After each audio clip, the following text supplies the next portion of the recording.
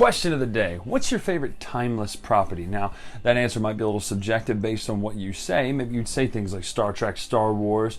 Maybe you'd go mythological stories, Achilles, the Peloponnesian War. That might not be the accurate name for that one, but the Trojan War, all this sort of stuff. Maybe you go differently. You go Narnia, or you go to Lovecraft, right? Today, though, we're taking a look at one of the most classic timeless stories of all time. That would be The Lord of the Rings. This would be J.R.R. Tolkien's wonderful, fantastic universe in which he created just so his language could work and he could speak it. He was a linguist by trade, brilliant guy, wonderful writer, and he made this whole awesome world of The Lord of the Rings. The beautiful thing about The Lord of the Rings, there are no throwaway references. If he makes a reference to something, you can find it somewhere else in his works and his writing. So it's pretty awesome that how tight and cohesive his shared universe is. So today, though, we're looking at the newest big box game in Fantasy Flight's app-driven board games. Imperial Assault, Descent, Mansions of Madness. Now, to be fair, Descent and Imperial Assault didn't start that way, but Mansions of Madness 2nd Edition did. So let's take a look how this one plays, what it does, how you play it, how quick you can get it to the table. All you need to know right now.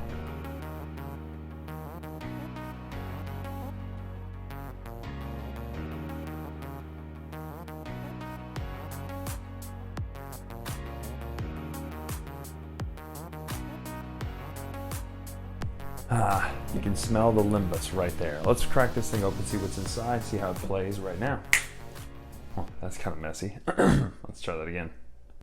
First and foremost, there's two map types out here. You have the combat maps, or the I can't remember, tactical maps. I can't remember the exact name of it, but you have the grass side and the stone side. They come with certain terrain tokens which do things like fire pits and boulders and bushes. They add or take away successes and things like that. So it's kind of nice to have this. These are only used when the mission calls for it. Other sorts of times you're doing a journey map or an exploration map, which are these tiny little well, they're not tiny, they're not all tiny, but they're zoomed out, I should say. So you're seeing a lot more of the countryside in one tile, as opposed to Mansions of Madness. You're seeing an entire mountainside, countryside, all that sort of stuff in this one versus just a small room. So it's really cool. They're both A side and B side, which means they're obviously be used for different things, and it knows what they're for. So obviously this is a village. The first mission, you don't really use a lot of these. You're exploring for bandits, I think it is, anyway. But lots of different tiles the board is going to lay out. It's going to tell you how to lay it out. You're going to get a nice shape. It's going to look really good, especially looks really good on this player mat that they sell. But anyway, that's what you're going to be using there is the tiles. Let's take a look at the characters. Boom, you get quite a few miniatures, which I'm in the process of finishing up this paint. Haven't washed any of these yet. These all just have base colors and some highlighting. And you get a nice cave troll. You get Aragorn, Gimli, Legolas, Barivor, Elena, some wargs, a couple different types of orcs, some archer orc, some marauders, some ruffians, some barrow whites, which these are really nice. I haven't done anything to these except Zenithal highlighted these. Aragorn, of course, just painted some base colors here as well. Haven't really got down to any highlighting, but these are the characters and things you can choose from. But really, none of what I'm showing you right here is going to help you understand how to play this game, other than the fact that there are two major aspects, two departures from the other games kind of in this series, if you will, Mansions of Madness and all that sort of things. Well, one's a departure, one is obviously in the same vein. One is the app, which we're going to take a look at in a minute, but the other one is the card set. Now, this is gorgeous. Here's what I mean. So here's Gimli's deck of cards. Now what I mean by this is you get cards that say the word Gimli at the bottom down here, but you also get some basics. Everybody gets basic 1, 2, 3, 4, 5, 6. Everyone gets these same 6 cards, basic 1, 2, 3, 4, 5, 6, as well as the role you choose for that round. So if I chose a Guardian, which this is who this person played as, was a Guardian, you would start with the first couple of cards from the Guardian deck. It would be 1 and 2 and 3. You can buy these with your experience later, which is kind of in between missions, but you also get your character's named cards. You get Gimli's cards to make up your deck for your game. Plus you're going to get a weakness card, which basically gums up your hand. So this would be 1, 2, 3, 4, 5, 6, 7, 8, 9, 10, 11, 12, 13, 14, 15, 16, 17 total, including the weaknesses what I have in here.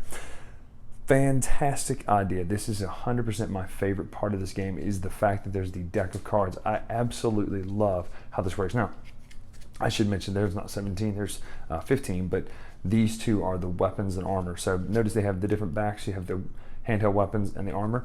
This one is a two-handed weapon. This is a pair of armor, or a set of armor. They all do different things, and they say, you know, what they do, how they're useful. Now, unlike Imperial Assault or Descent, you're not using surges or things like that. You basically have it pretty simple. When you make a test, whether that be combat, whether that be checking a skill against, hey, you discovered this lake and you look and see something glimmering inside. For instance, here's Gimli. The cards look a lot like the Mansions of Madness card. You have a place to set your inspiration tokens. These are basically your clue tokens, what you would spend. These are the different, what do you call those? Oh my gosh, attributes, right? So you've got might, wisdom, agility, spirit, and wit. When you go up against one of these, so for instance, when you use the axe here, when you're doing a fight, you're actually going to test your might, which his is a 4. What that means is you're going to take your deck and you're going to deal out 4 cards. 1, 2, 3, 4, because his might number's 4. You ignore everything on this card except this top left corner. These are success symbols. These are what you can spend your inspiration tokens for. So I have 2 successes and an inspiration token. So if I spend that, I would look back at my weapon. 1 success gets me 2 hits and Sunder. Sunder is a special thing that the app keeps track of, where you can permanently get rid of the enemy's armor, and 2 successes equals 6 hits. You can combo those, in the sense if you get 3 successes, you can do all that damage with your battle axe and just kill like crazy. You can't do the same one twice. And it works the same way. Now, the other thing is there's a rally phase. Now, obviously, the shadow phase works just like all the other phases, the threat phases in the other games, where the enemies are going to do things. They're going to attack. They're going to move. You might have to do a skill test. But in here, you're also going to do what's called scouting. Now, normally you scout 2 cards. It means you draw the top 2 cards off the deck. You can look at them. You can prepare one of them. Now, what that means is you pay attention to the bottom portion of these cards. Now, when you prepare them, you can have up to 4 cards under your character. These cards are ready to go when you need to use them. So this one says, before you interact with the person token, gain 1 inspiration. Or you can discard it at the end of your turn to rest, which would just heal 2 damage or 2 fear. This one is when you test agility, you may discard the skill to add a success. So you just have them there sitting there waiting to use when it's time to use them. You pull this off and you'll get the benefit. That's how the game itself plays. From the component standpoint, I mean, obviously the enemies have little tokens and flags to keep track of which group is which. There are certain rivers and mountains and things that go on that map. These tokens represent if an item gives you a certain amount of uses. That's how you keep track of how many uses there are.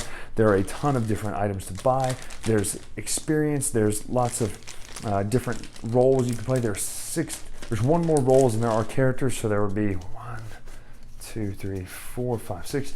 There's 7 different roles you can be. You can change that between missions.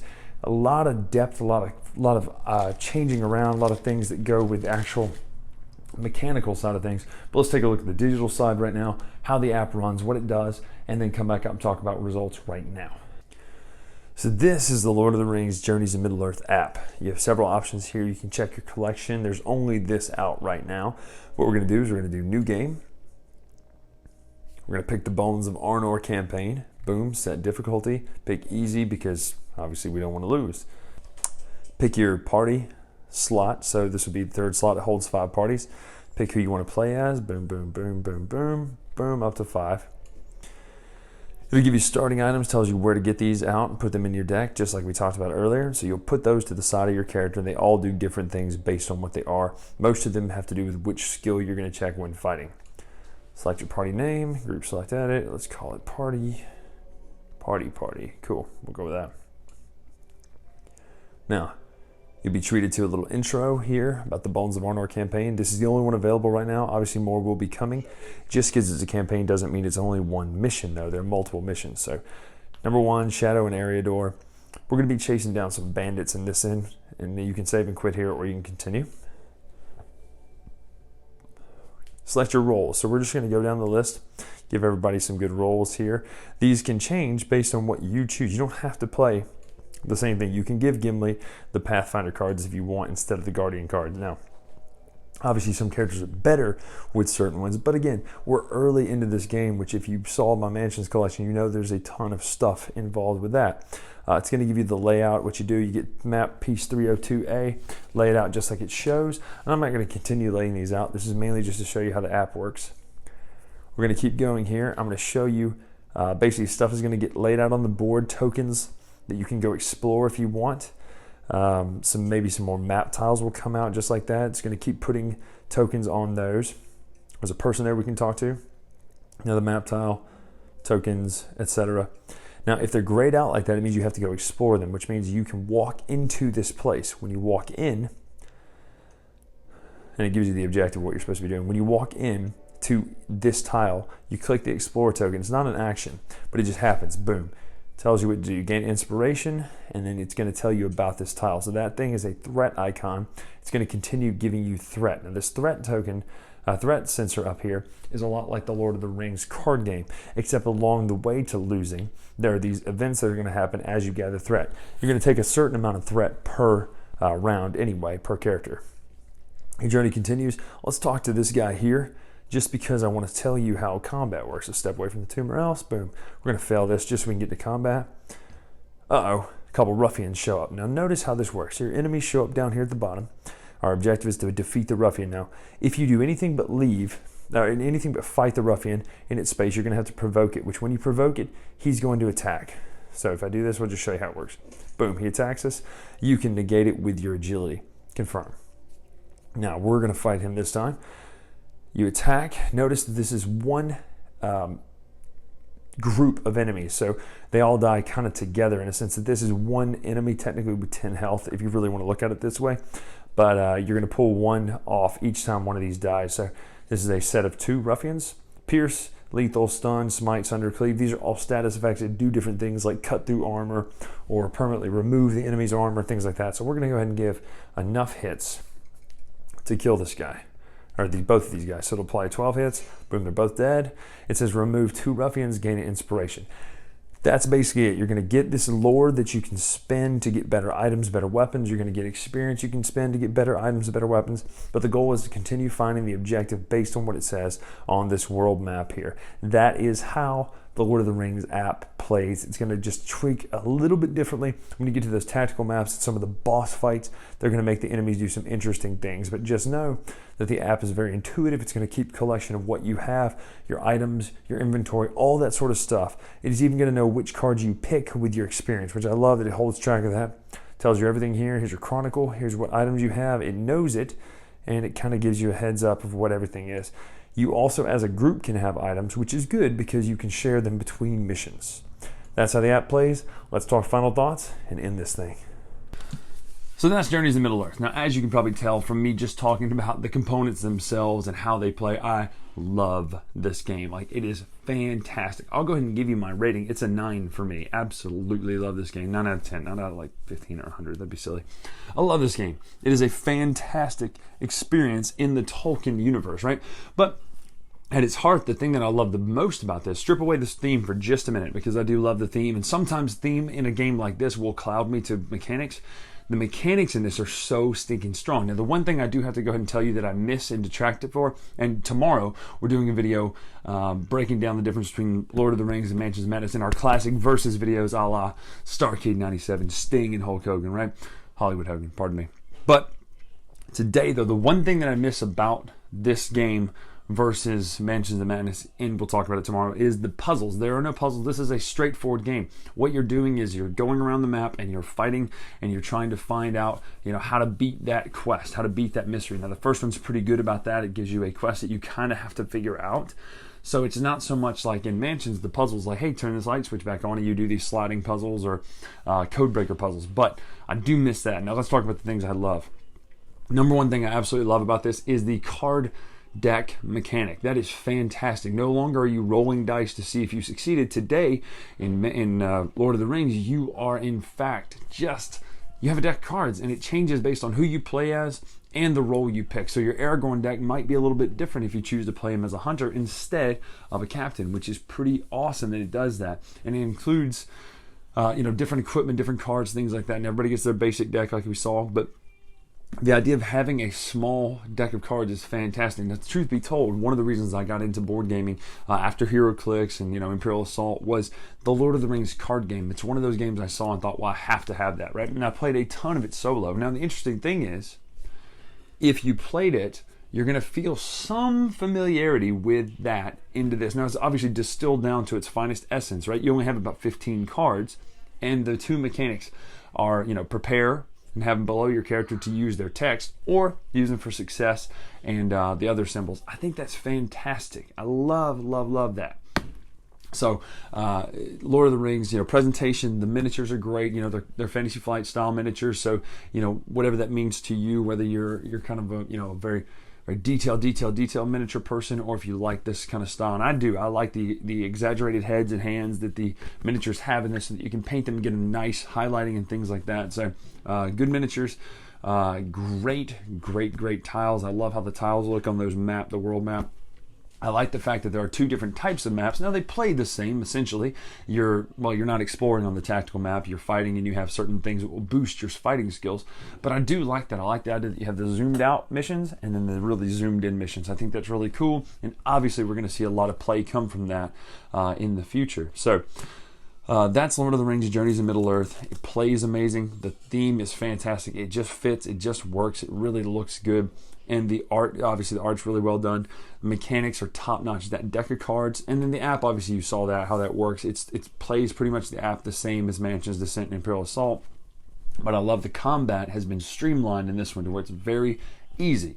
You do it based on your weapons, and then however many successes you get to pick those choices of the the result. It's not like Descent and Imperial Assault where you're like, geez Louise, how many surges did I get, minus that, plus this, plus you roll some defense dice. It's straightforward, and I think that is a super win for this one, because it smooths out all the combat woes, which again, Imperial Assault and Descent, they have a lot of baggage when it comes to combat, because they started as a game that wasn't app-based, whereas this one started app-based. So that's Lord of the Rings Journeys in Middle-earth. I love this game. It's going to be in the collection for a long time, and we'll be getting everything that comes out for this because it's just fantastic.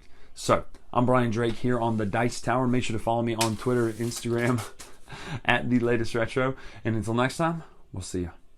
Thanks so much for watching the Dice Tower videos. Find more great videos and reviews, as well as our top-rated audio podcast at Dicetower.com. You can also find other great shows at DicetowerNetwork.com. I'm Eric Summerer, and you've been watching the Dice Tower. The Dice Tower is sponsored by Cool Stuff Inc., where you can find great games for great prices. Cool stuff in stock. Check them out at CoolStuffInc.com.